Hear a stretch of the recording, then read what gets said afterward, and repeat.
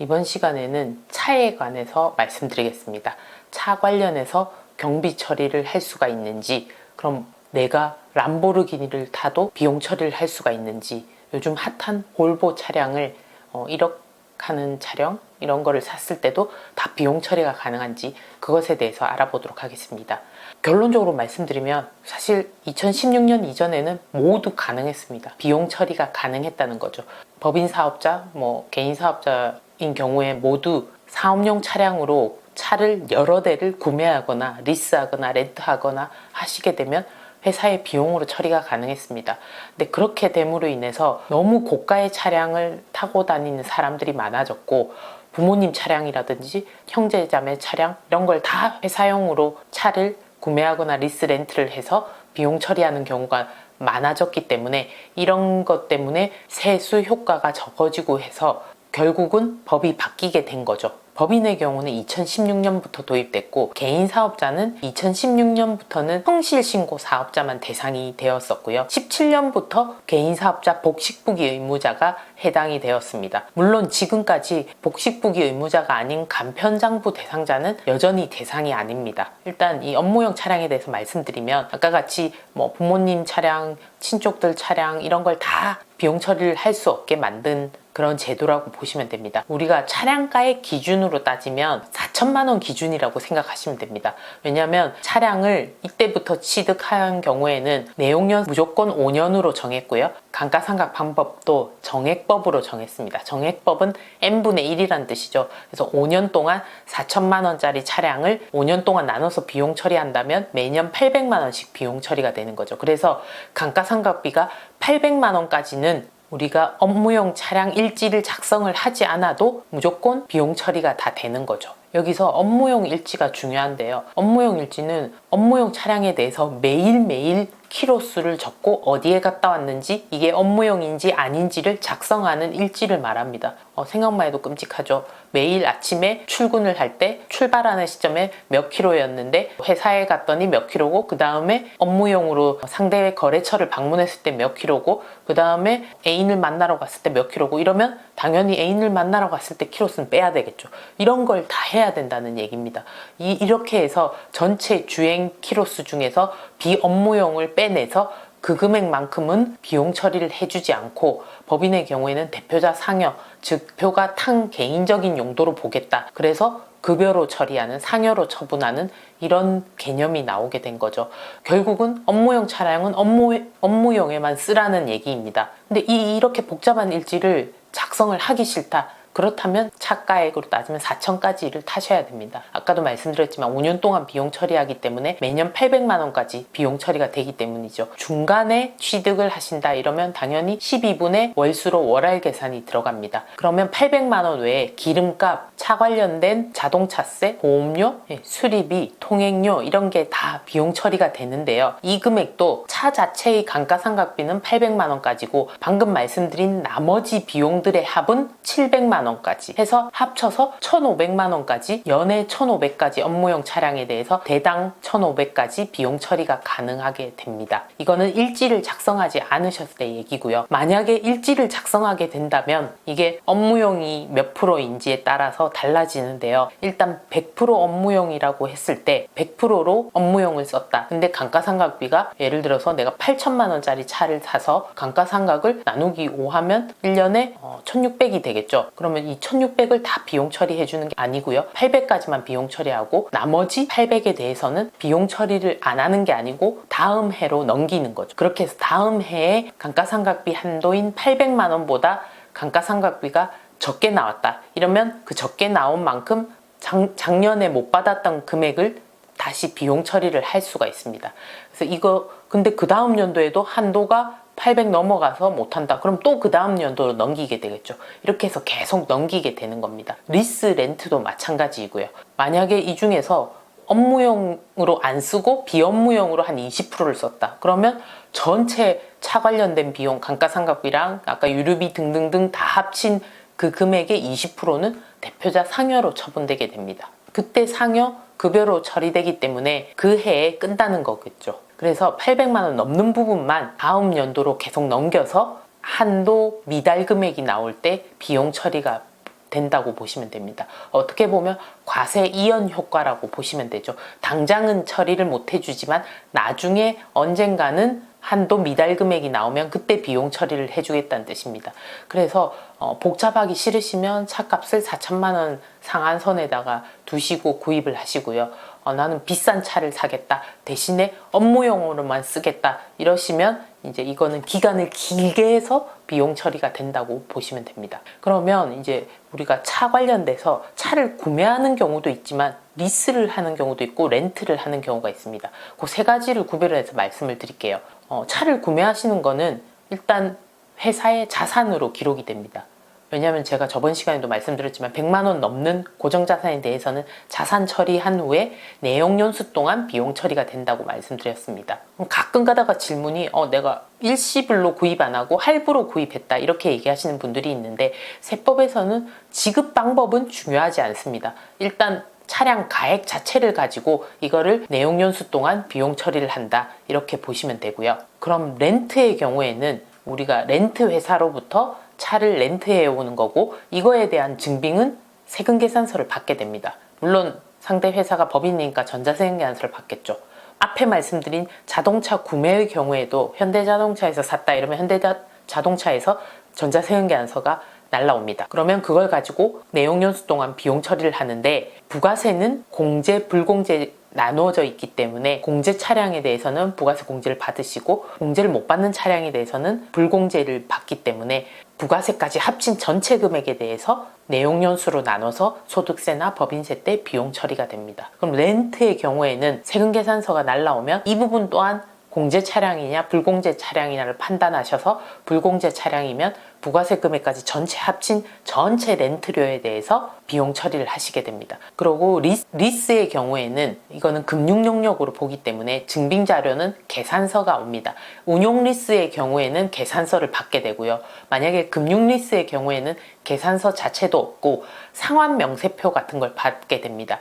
은행에 대출 받았을 때 원금 얼마, 이자 얼마 상환하듯이 이것도 장기적으로 리스를 하는 거기 때문에 예를 들면 3년 동안 리스를 한다 이러면 금융 리스에 대해서 3년 동안 원금과 이자 얼마 매달 불입하는 금액들을 이렇게 상환계획표를 줄 겁니다. 그럼 이거 자체로 비용 처리를 하시면 됩니다. 그래서 구매하실 때는 세금계산서를 받으시고요.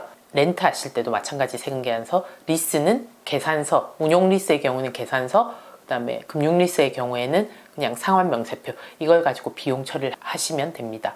부가세의 경우에는 이게 공제 차량, 티코 같은 경차나 화물차 또는 9인승 이상의 승합차의 경우에는 공제를 받으시고요. 나머지는 그 사이의 자동차들 4인용, 5인용 이런 거는 다 불공제입니다. 부가세는 그 차량에 따라서 불공제, 공제를 선택하시면 되고요. 리스는 부가세가 없으니까 부가세랑은 상관없습니다. 그러면 이 중에 어느 게 더 좋으냐고 질문을 하시는 분들이 있는데요. 이거는 어떤 거든지 간에 차를 구매하셨던, 리스를 하셨던, 렌트를 하셨던 대전제가 업무용 차량이라는 제도에 들어가게 됩니다. 법인의 경우에는 무조건 들어가고 개인 사업자의 경우에는 복식부기 기준 금액 이상의 경우 복식부기 대상자만 대상이 됩니다. 자산을 구매했거나 렌트를 했거나 리스를 했거나 이 세 가지 모두 업무용 차량의 범위에 먼저 들어가야 됩니다. 법인의 경우에는 대전제가 임직원 전용 보험에 가입을 하셔야 됩니다. 무슨 일이 있어도 임직원 전용 보험에 가입을 안 했다? 이러면 얘는 업무용 차량이 아니고 비용을 리스를 했다고 하더라도 전체 금액이 비용 처리로 인정받을 수가 없습니다. 처음에 이 업무용 차량이 과다한 차에 대한 경비 지출 이런 거를 막고자 하는 거였기 때문에 일단 임직원이 타는 차에 대해서만 해당이 되게 하기 위해서 임직원 전용 보험이라는 제도를 뒀습니다. 그래서 엄마 차를 리스해줬다 이런 거는 비용 처리가 안 되겠죠. 물론 어머니가 우리 회사의 임원이다 이러면 가능합니다.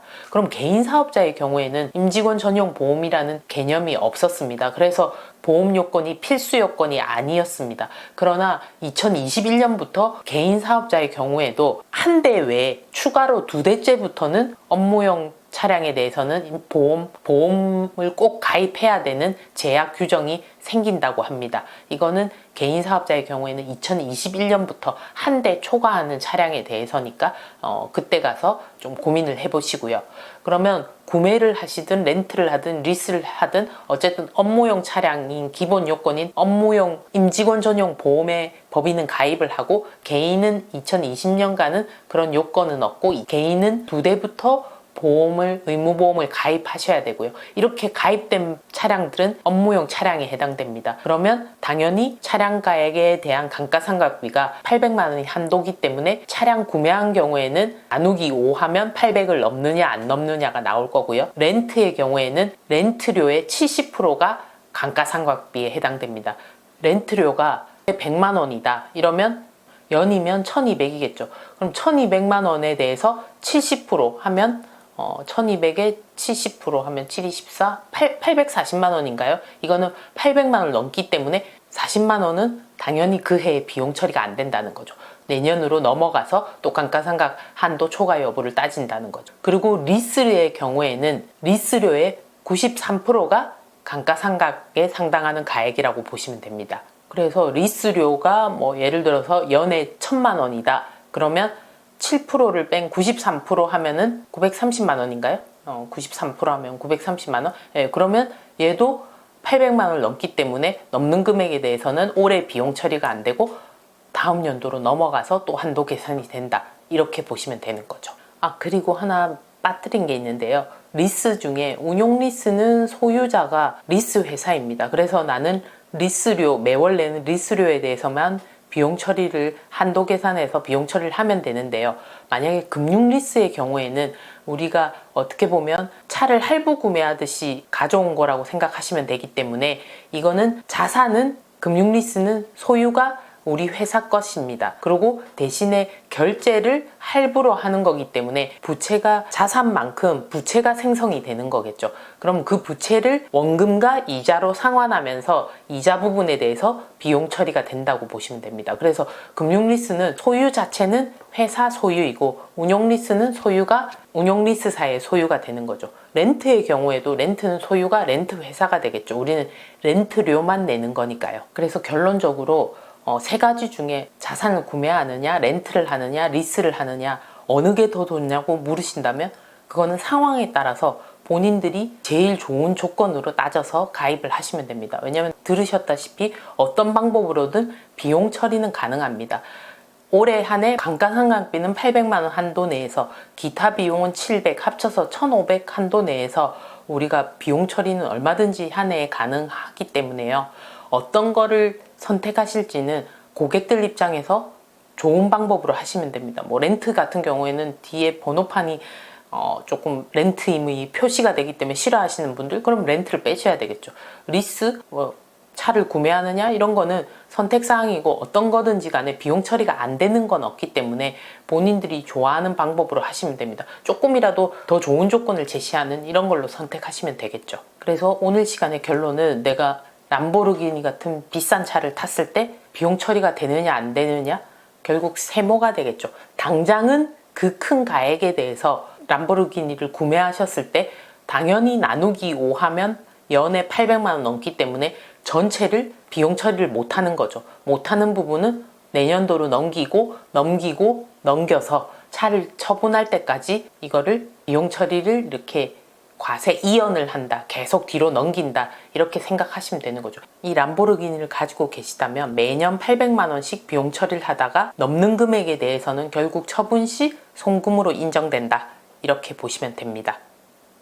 그리고 마지막으로 직원의 차량에 대해서 회사용으로 썼을 때 뭐 실비로 차량 유지비, 그러니까 기름값 같은 걸 보조해 준다. 이런 거는 업무용 차량과는 상관이 없죠. 명의 자체가 본인들 차량이기 때문에 이 실비 변상적인 목적의 금액에 대해서는 그냥 여비교통비 정도로 비용 처리를 하시면 됩니다.